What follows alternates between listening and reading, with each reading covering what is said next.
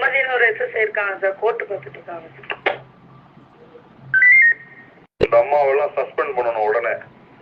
Rape case கம்ப்ளைண்டோட ஒரு lady, ஒரு பெண் காவல் நிலையத்துக்கு வந்திருக்காங்க. அந்த எஸ்எஸ்ஐயோடைய பாஷையை கேளுங்க. போடுறேன் மைக்ல.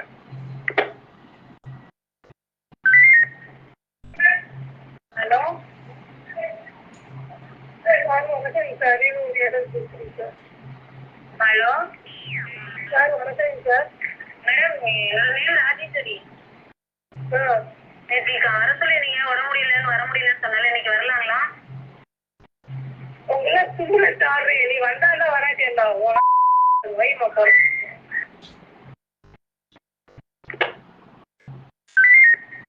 எஸ்பி ஆபீஸ் கேட்டுச்சா? கேட்டுச்சியா, தெளிவா கேட்டுச்சியா.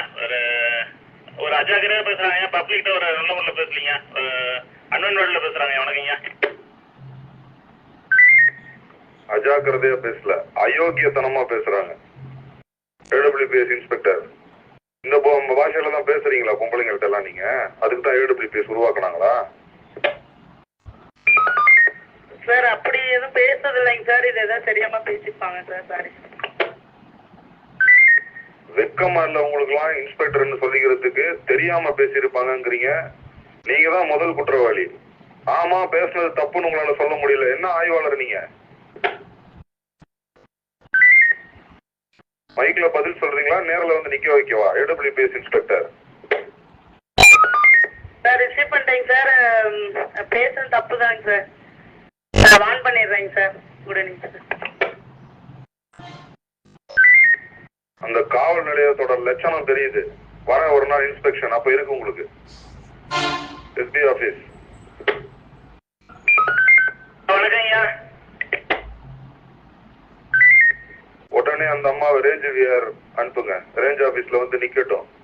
இங்க பெட்டிஷனர் எல்லாம் ஹேண்டில் பண்ண வைக்கிறேன். அதுக்கப்புறம் வேற ஏதாவது தொலைவு மாவட்டம், ராமநாதபுரம், கன்னியாகுமரி, தருமபுரிக்கு போவாங்க அந்த அம்மா. உடனே அந்த அம்மாவை என்ன டியூட்டில இருந்தாலும் துரத்தி விடுங்க. ரேஞ்ச் ஆபீஸ் கொண்டு வாங்க, ஆர்டர் வரும். ஐயா சொன்ன உத்தரவு ரிசீவ் பண்ணிட்டேங்க. இப்போ உடனே ரன்னிங் ஹவர்ஸ்ல அதை ரிப்போர்ட் பண்ண சொல்றேங்க. வணக்கங்க.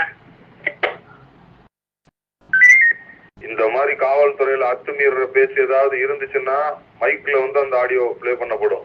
மாவட்டத்துக்கு சொல்லிருங்க.